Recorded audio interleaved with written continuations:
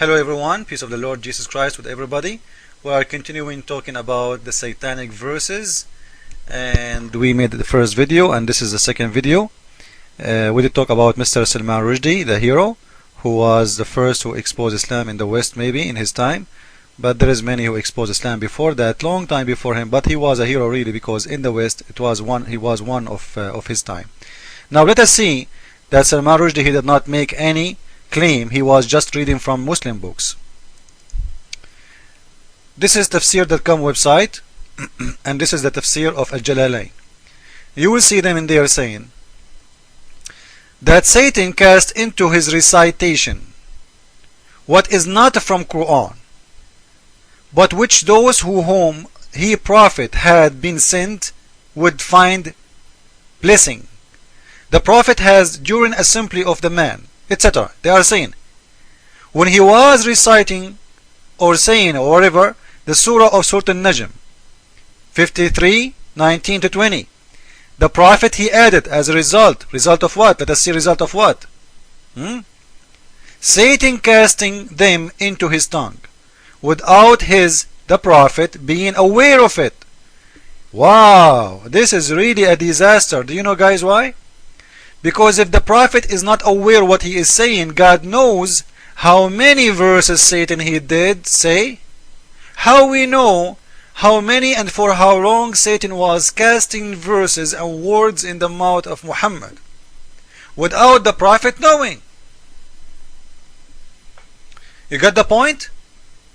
If the prophet he was speaking for Satan, anyone can guarantee me for how long? And to show you that he was speaking for Satan for long, I will show you the following.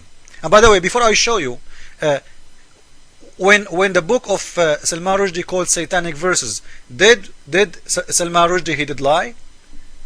Your verse, your Quran saying that. This is Quran saying Satan put Satanic verses in the tongue of Muhammad as if it's Quran. It's not Salman Rushdie saying that. So Muslims, they send you their books, they say please read the Quran, because they want to convert you, right? But if you use your brain when you are reading the Quran, they are in trouble and they get so upset from you, even they want to kill you if you ask them how Satan was able to put words in the mouth of Muhammad. How? Not only that, he is not aware of it even. Not aware, which means he is under full control of Satan. You know, like when I talk to you now, I hear myself. Is that correct? I hear what I'm saying. Even if I'm talking inside my head, I know what I'm thinking about, you know, inside my head. But Muhammad, according to the Muslims book, according to the Quran, he is not aware. And what not aware mean? It's mean he is not in control of himself at all. Because you cannot aware of what you say and what you do if you are really in control. So who was in control? Satan. So when we say your prophet is a satanic messenger, we are not making it up. This is what you say. You told us that. It's in your book. Do you see it? Satan is controlling Muhammad, full control, and he is not aware even of what he say. And guys, if somebody speak for God, we call him messenger of God, correct?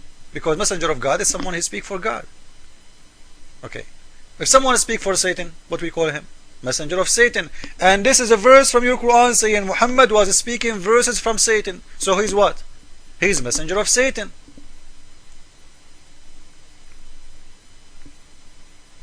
And he was exposing here because everybody was wondering that this guy contradicting himself. He says something in the morning, he says something at night, he says something afternoon. You know, this cannot be a prophet. So to cover himself, he made this verse in here to say, oh, sorry guys, Satan was controlling me. And just to show you how he contradict himself, read the following with me. I will show you now that Muhammad, he cannot be a prophet of God from his book. How? Look at this. This is Surah 15. This is the Islamic translation, not my translation again, official website of Saudi Arabia. Surah 15 verse number 39. Iblis said, O my Lord, because thou hast put me in the wrong, I will make wrong fair seeming to them on the earth, and I will put them all in the wrong. So this is Satan. He is saying, I will make everybody mistake. I will make everybody sinner. Look what Allah he said to him. Guys, listen carefully. Except, so Satan, he's saying, I will make everybody sinner, except who? Except those who they are servant among them. So Satan is saying, I can make everybody a sinner except those who worship Allah for real. Servant of who? Servant of Allah. So Satan saying clearly, I cannot go and make those people, I have no control of them. Then what Allah he said, this is verse number 41. Allah said, this is way my sincere servant is indeed a way that leads straight to me. For my servant, listen to this, no authority shall thou have expect such as put themselves in the wrong and follow thee. Follow who? The Satan. He's talking to Iblis now. This is Satan and God, they are talking. Satan and Allah. So Allah in here saying, Satan, you have no power over people who worship me and they are following me. Now the question, if the Quran saying to us that Muhammad was under the control of Satan, and Satan was under the control of Muhammad was under control of Satan and he was speaking for Satan, and Allah is saying to us, no one of my servant, he's saying to Satan, you have no authority over my servants, which means no authority, that's it. You cannot do anything to them, you cannot deceive them, you cannot mislead them, you cannot put words in his mouth or any mouth of any of my servants. So the question, Muhammad is a servant of God or he's a servant of Satan? Because if he's a servant of God, he should not be able to put words in the mouth. Satan should not be able to put the words in the mouth of Muhammad, because Allah is saying you cannot do any wrong with them. Do you see it? And he's saying, and the one who follow you, he is from the sinners. So you have no control over my servant, the good servant of mine. So Muhammad, he cannot be a good servant from God, because if he was, Satan should not be able to put words in the mouth of Muhammad.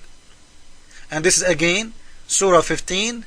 You can read it from 39 all the way to 42, and you will see he's talking to Satan. Allah is talking to Satan, and even Satan himself is saying, I cannot have control over the sincere servant of you.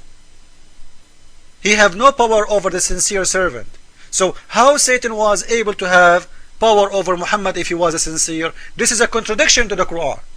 And this is a proof that the Quran cannot be from God, because if Muhammad was a sincere man, Quran proving that the one who is sincere to Allah should not the Satan be able to control him. This is one of two cases then. Either the Quran is garbage book, contradict itself, or Muhammad was not sincere, because Satan and Allah, both of them saying, Satan saying, I have no control over those who follow you, and Allah saying, you have no control over the one who follow me. You have control only over the one whom is guided, which means not the Muslims. And he threatened them to go to hell. If we go to Ibn Kathir explanation, this is Surah 22 verse 52,